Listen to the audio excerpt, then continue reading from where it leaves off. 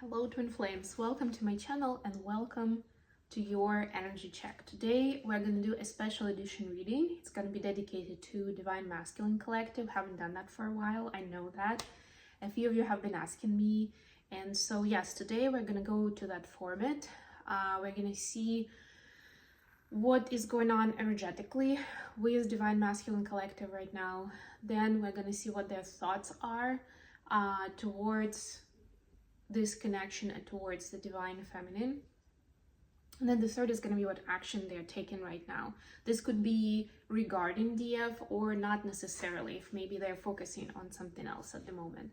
So before we go into that, I like to start with an oracle message. And by the way, we will also get messages like between the twins, so both ways actually, because I know that there will be people on both sides that will be watching this. There are lots of course watchers, Divine Feminines, who want to know what's going on with their masculines, and of course there are masculines that could be watching this more for guidance, clarity, with what's going on, what the opportunities are, and maybe get some support in making decisions and how do you want to elaborate on this energy. But before we go into that, I have one of my favorites, the Angel Therapy deck, and we will get guidance for both twins. So we'll actually start with Divine Feminine Collective, then we'll go to Divine Masculine, and we'll stick with Divine Masculine. All right, so let's see what kind of piece of advice, what kind of guidance can the feminines who are watching this video use at the moment. Oh. Let's make sure. I have dogs around me again. Different place, different dogs, but still just a disclaimer that if you hear strange noises or barking at some point, that you know where it's coming from. Integrity. I don't think I've actually gotten this card in this deck yet. Align your actions so that they match your values and inner knowingness, so what's right for you. Wow, this is very much, I'm taking it in as a divine representative of Divine Feminine Collective, right? So this is about integrity between your heart and your mind, right? There are majority of mindfulness practices help us find coherence between mind and heart so that there is communication and they're not contradicting each other. Because the heart is directly connected to your energy, of course. And if in your energy there is one kind of information, but then the conscious level you're overriding it and, saying or doing something else that doesn't align with that, there is that kind of distortion in the field, right? First of all, you're not going to manifest what you're looking for because there is contradicting energy. And second of all, it's like, it's going to drain your energy essentially, right? And nobody wants that. So, you need to kind of upgrade either or. And we know, being on spiritual paths, being light workers, that it's very important to stay in tune and aligned with your soul, with your heart. That's where the truth lies, right? Then our brain filters it, adds some information, adds lots of judgment and fear and coping mechanisms, and then something else may come out. Right? So where can you use more integrity in your space these days, Divine Feminines? Think about that. All right. And now for the masculines, we have Indigo. Also haven't seen it for a while, actually. But I like that unicorn. The unicorn, if you can't see, is on the bicycle that the little boy is pedaling. It's like the back of the bicycle. Like a little cart, I guess. The person you're inquiring about is an indigo, meaning a highly sensitive, natural-born leader.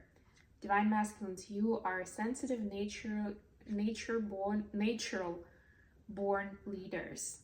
And it's interesting because that's where that alchemy of the masculine and the feminine come together, right? Like highly sensitive, intuitive, central as well, but also at the same time very much a leader and a trailblazer, may I add.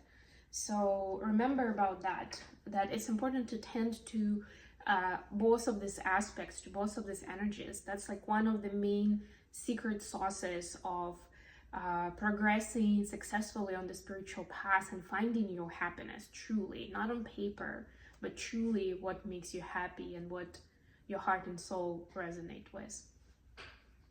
With all that said, let's get into, and I actually didn't realize it, it's funny, but it's true. I brought my movie tarot deck onto this trip, and I usually use it for the masculine reads, and I didn't register it when I was getting the deck and preparing for the read, but we are doing a divine masculine read, so you know, the world makes sense again. Let's see, this will be a 9-card read. Some cards are already trying to jump out, but I'll give them a little more time. And I'll comment on these after I'm done with all the cards. So in terms of the overall energy for the masculines, we have 7 of coins. Maybe I'll move this pillow a bit. There we go. 4 of swords. And King of Swords. For what they're thinking towards divine feminines right now in this connection. Queen of Swords. 3 of Swords. And 3 of Coins. Interesting. And then finally, what action are divine masculines taking at this time in the nearest future? Knight of Wands, 6 of Swords. Look at all the swords, and they're all in the middle row. And Judgment. All right. Bottom of the deck with the Wheel of Fortune. Yeah, what I'm getting with this is that a lot is being decided on and orchestrated from above, you know.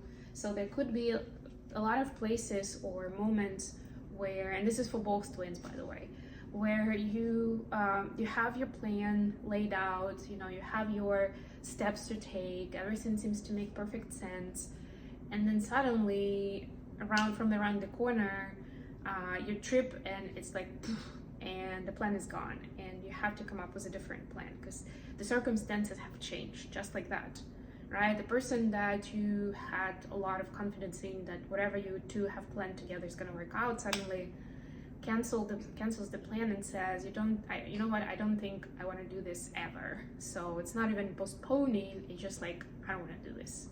You're like, oh. And I had so many other things already dependent on this, right, or connected to this, right? Something like that is happening. But I mean, for both twins, like I was saying, but especially for the masculines. And look at this picture, the King of Swords. This is from Mission Impossible, of course. Like, to me, it feels almost like this person is stuck in a glass box. You know, it's like, it seems like the whole world around me is available and I can do whatever I want. But as soon as I put myself out there, I hit a wall. It's a glass wall, but it exists, and somehow I can't move forward, right? And it's like, I don't even know, like, I can't see the edges. I don't even know where it could be the exit. What's the strategy?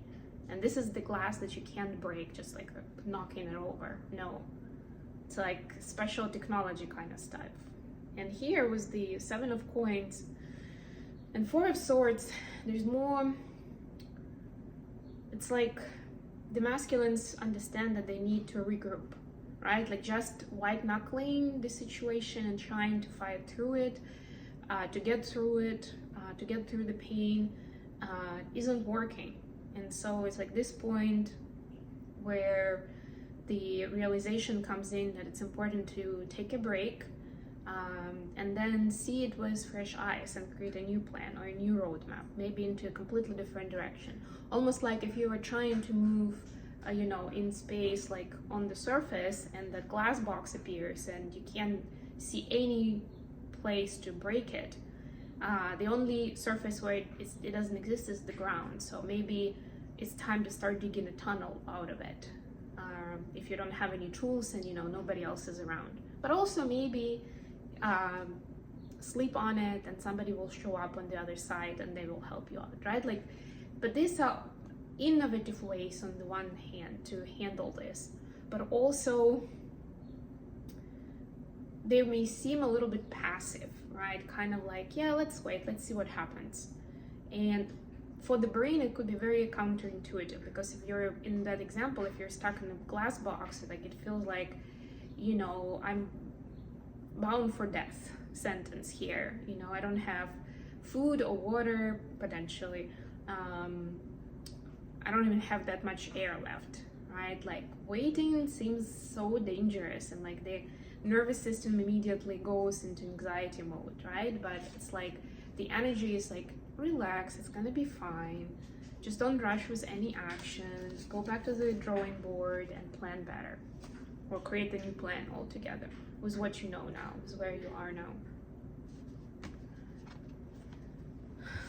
And then in terms of what divine masculines are thinking towards the DF and the connection, we have Queen of Swords, Three of Swords, and Three of Coins. I like the threes here. I mean, the Three of Swords is not what we like to see, especially when we talk about matters of heart and romantic relationships. But let's just be honest. We all have stuff to heal when it comes to our heart space, right? It's never fully healed. And guess what? If as much as you're trying to knock off any kind of pain that you become aware of from your past, you still create a new pain as you go through life. Inevitably, you can't avoid it, possibly. Of course, you can, in a different state of consciousness, in a more healed version of yourself, you can eliminate it as much as possible, right? To minimize the impact from negative events. But you can't avoid it completely. That's the point. But what I like here in both of these threes, it's about partnership. It's almost like the masculines can see that they now start understanding consciously that this connection is helping them heal their heart. Like they can't do it by themselves, and they definitely cannot do it by just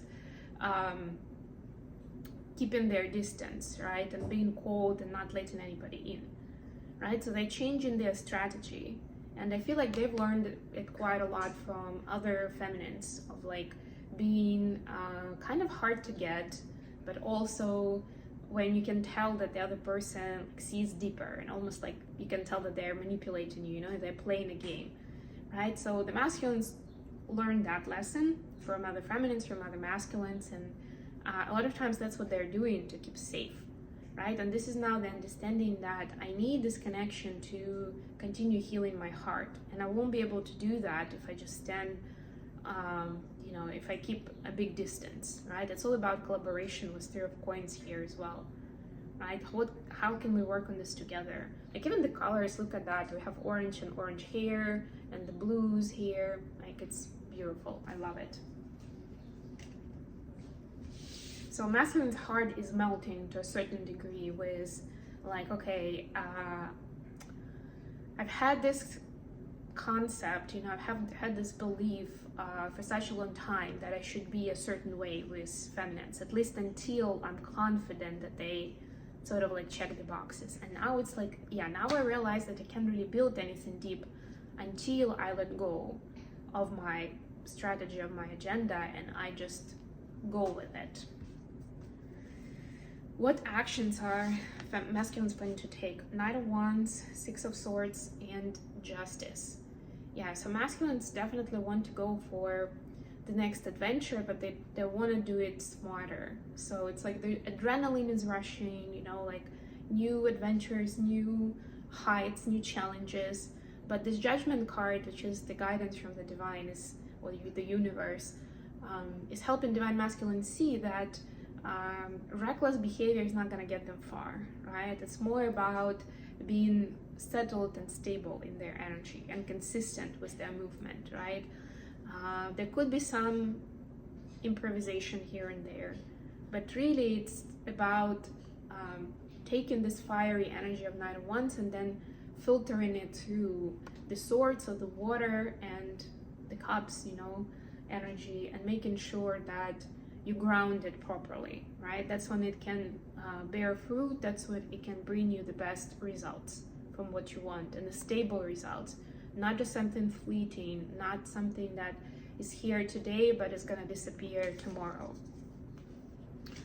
Okay, last but not least,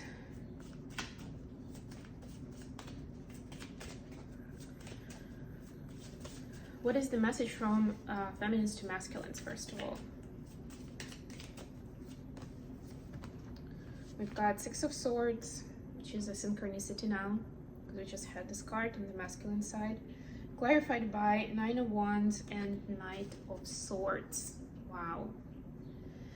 Yeah, so the feminines are also looking for certain stability and safety in the energy, because it's been a lot, and they know that part of it was coming from the inside, was coming from themselves, sabotaging certain things and not allowing themselves to go where they wanted to go, overthinking, over talking, oversharing sometimes, I'm hearing, right? But now there is like this quest for personal freedom. And for a while, feminines thought that the key to that is to be with the masculine, right? And now it's like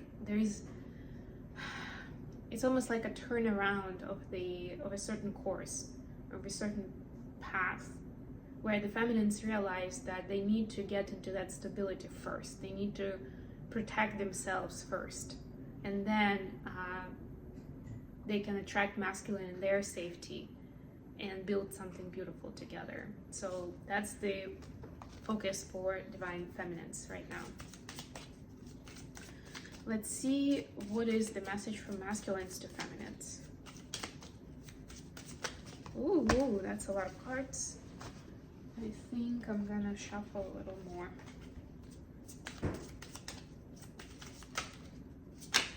Oops. Okay, we've got Eight of Pentacles, clarified by the Magician, and Page of Cups. Oh, I like this. Masculines basically are saying they are at the shop. They are working on some project. And the project is something that's very exciting, but also scary for them, because they're trying to see and pinpoint what the main values and priorities for them are at this point, right? And from that, how they want to build this communication and relationship. How do they even want to present themselves to the feminine, right? And it's like they're going back to basics. That's the drawing board that I mentioned a little earlier in the reading, right? And emotionally, it's very unsettling, because it's like, you know, I'm used to being a certain way, to talk to people in a certain way, try to keep an upper hand, to keep my power, all these things. And now I'm letting go of all of it, and I'm starting from scratch. And I'm like, what is important to me in a close relationship? What is important to me in honest communication? You know, what kind of person do I want to share my life with in terms of their qualities, you know? And how do I stand against that myself, right? Because it's kind of unfair to ask, for example, of a person to be loyal or honest or kind if you don't practice those qualities yourself. So it's very important that the masculines go through this process, and they're telling feminines, you know, I may need a bit of time, you know, to figure this stuff out, but I know that I've got the knowledge and the support that I need, and it's just a matter of time. I just need to put in the hours to roll up my sleeves and get down to business and finally give a thorough preparation to that concept of what is it that I even want from life, and who do I see next to myself, right? And how do I see this partnership flourish? All right, I'm gonna leave it here. Thank you so much for joining me today. I hope you guys enjoyed the reading. If so, don't forget to like it, to comment, please. And of course, if you're new, to subscribe to my reading, to my channel. There's plenty going on, and I do readings on different occasions. I do also horoscopes, so it's not all just for twins. But because I am on a twin flame path, I like checking in on the energy, which is actually not just for twin flames, it's for light workers in general, but it's just a little bit different than it is for the collective overall. And that's why I prefer doing these readings separately. And because the energy is so strong and it changes pretty quickly, dynamically, I see that it's important to do it on a regular basis. Okay, in any case, thank you so much for being here. I love you all. Bye.